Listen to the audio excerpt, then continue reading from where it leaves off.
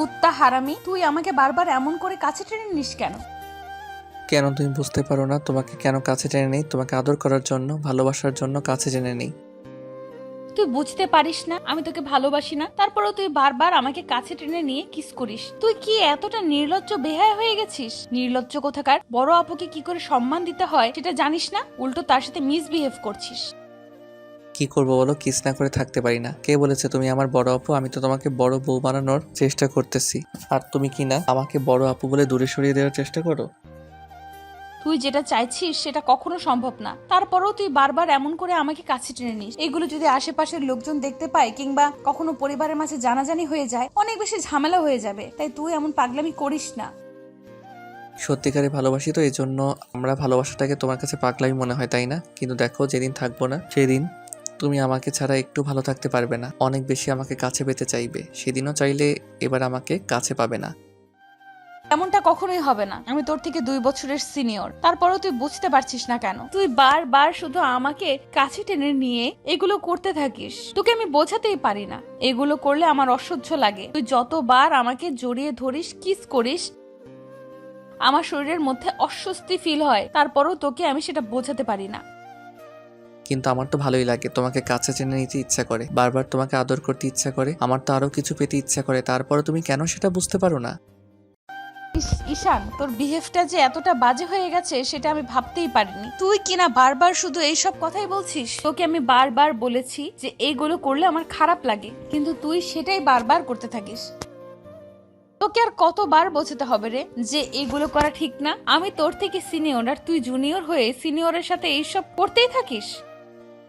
তুমি যা বলে আমাকে দূরে সরানোর চেষ্টা করো, কিন্তু পারবে না, কারণ আমি তোমাকে প্রচন্ড পরিমাণে ভালোবাসি। তোমাকে আমি বলে বোঝাতে পারবো না তোমাকে আমি কতটা বেশি কাছে পেতে চাই। তার জন্য তোমাকে ভালোবাসাটা বোঝানোর জন্য এমন করে কাছে টেনে নেই।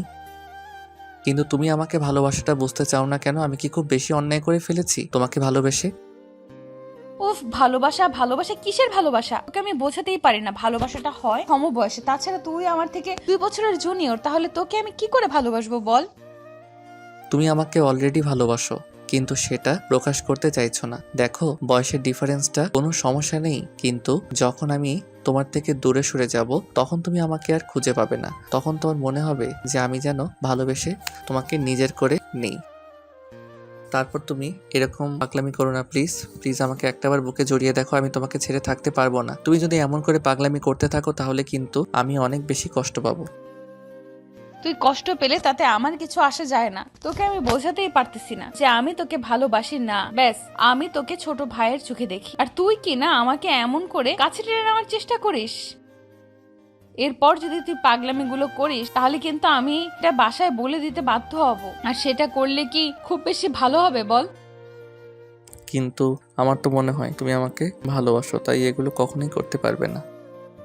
তোর কোন অ্যাঙ্গেল থেকে মনে হয়েছে আমি তোকে ভালোবাসি যার জন্য এরকম কিছু করতে পারবো না? তোর ধারণাটা ভুল। দেখ, তুই এরকম কিছু করলে কিন্তু আমি অনেক বেশি সমস্যায় পড়তে হবে। তাই তুই প্লিজ এরকম কিছু করিস না।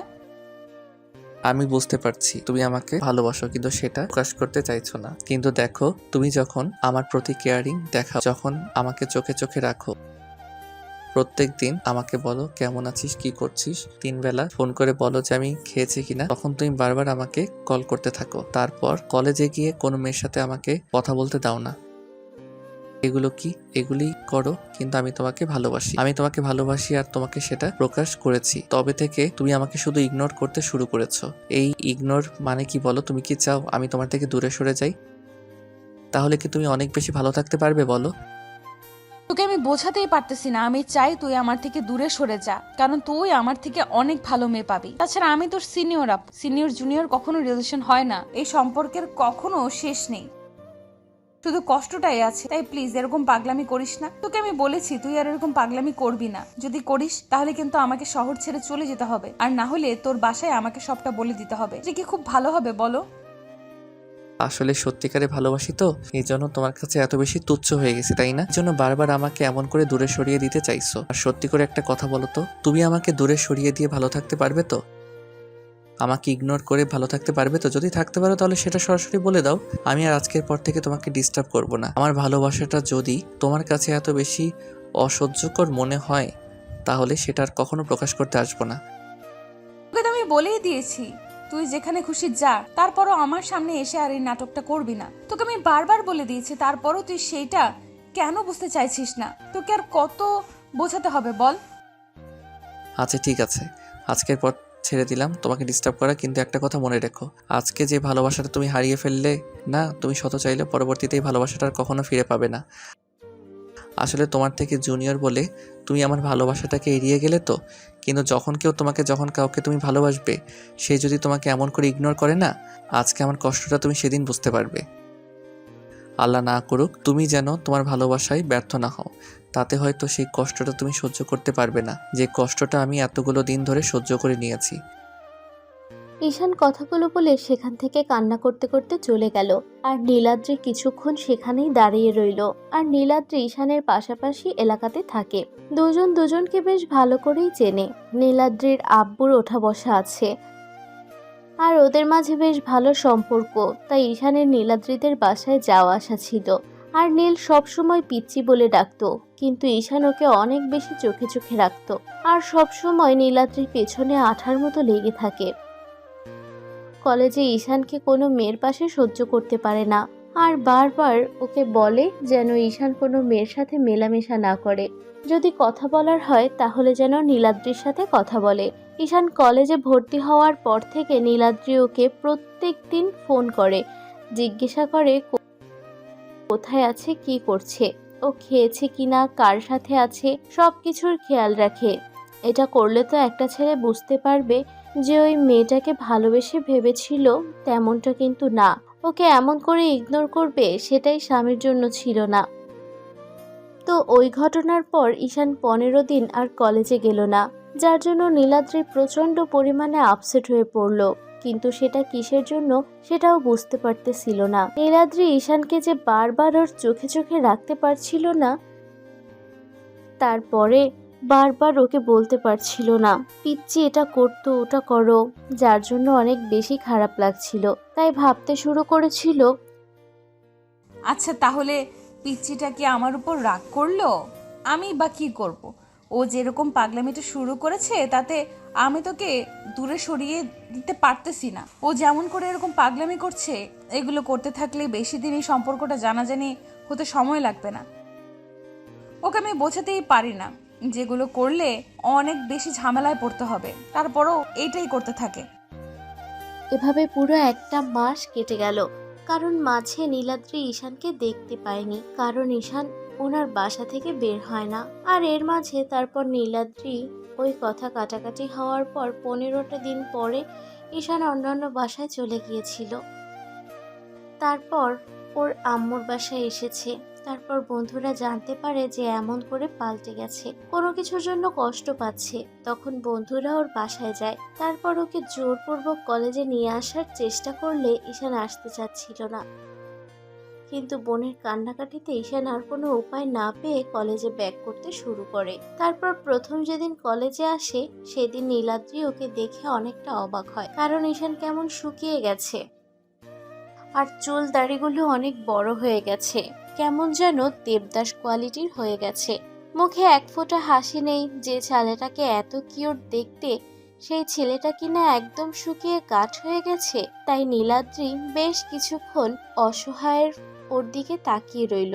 তখন নীলাদ্রি বান্ধবীকে বলে দিল যে ঈশান হয়তো ওর জন্যই কষ্ট পাচ্ছে। কিন্তু নীলাদ্রি বলতে লাগলো, দেখো, যে সম্পর্ক হওয়াটা সম্ভব না, আমি সেই সম্পর্ক নিয়ে ভাবতে চাই না। তাই প্লিজ তুই এইসব কথা বলিস না। তাছাড়া ও যে পাগলামিটা শুরু করেছিল তার জন্য এইটাই ঠিক ছিল। ওকে ঠিক আছে আটকে না দিতাম তাহলে হয়তো আমাদের এই সম্পর্কটা সামনের দিকে এগোতে পারতো, আর তাতে হয়তো পরিবারের কেউ আমাদের মেনে নিত না। তখন কি খুব ভালো হতো বলো? এভাবে দিন যাচ্ছে, কিন্তু ঈশানের মুখে যেন আর কোনো হাসি নেই। ঈশানকে সবাই হাসানোর চেষ্টা করে। নীলাদ্রি মাঝে মাঝে ঈশানের সাথে কথা বলতে চেষ্টা করে, কিন্তু ঈশান ওকে দেখলে কেমন এড়িয়ে যায় আর ওর থেকে দূরে সরে থাকার চেষ্টা করে।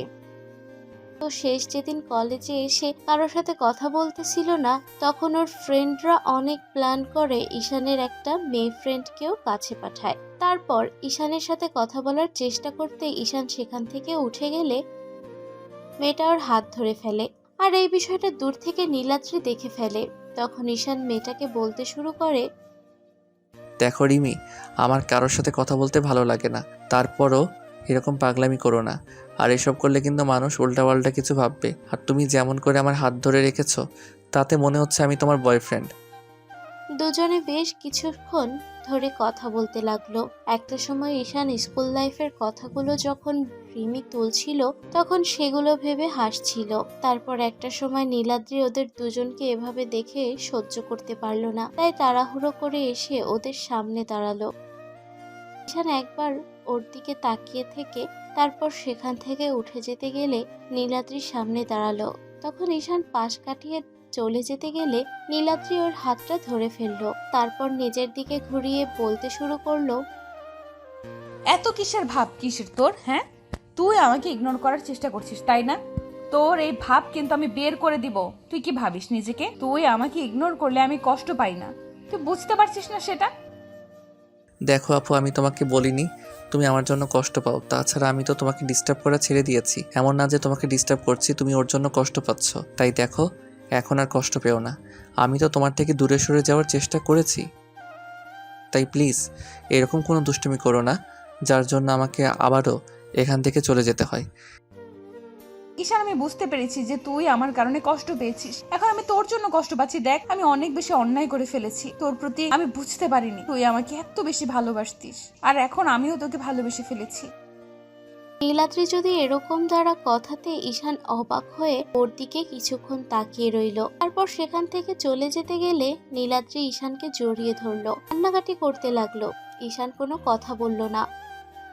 ছাড়িয়ে নিয়ে চলে যেতে গেলে নীলাদ্রি পায়ের কাছে বসে পড়লো, পাগুলো জড়িয়ে ধরলো। সবার সামনে এমন কর্মকাণ্ডে ঈশান পাগুলো ছাড়িয়ে নিয়ে তারপর ওকে উঠিয়ে দাঁড় করিয়ে চোখের পানিগুলো মুছে দিয়ে বলতে লাগলো, একটা সময় এই ভালোটা আমিও বাসতাম, কিন্তু তুমি তখন বুঝতে পারোনি। তাই এখন আর এগুলো বুঝে কোনো লাভ হবে না। তাছাড়া তুমি খুব ভালো করেই জানো পরিবারগুলো মেনে নিবে না। তাই আমি চাই না এর সম্পর্কটা সামনের দিকে এগোক।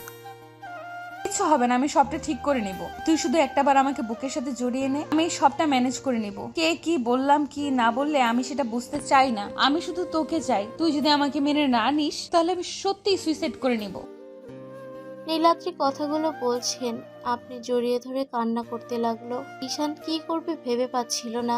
তখন রিমি ঈশানের বাকি ফ্রেন্ড আর নীলাদ্রির বাকি ফ্রেন্ডগুলো ওদেরকে এক হয়ে যেতে বলল।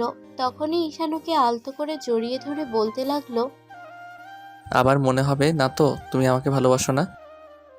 না না, কখনো মনে হবে না। এখন থেকে মনে হবে আমি শুধু তোকে ভালোবাসি, আর তোকেই চাই। অনেক বেশি ভালোবাসি পিচ্চিটা।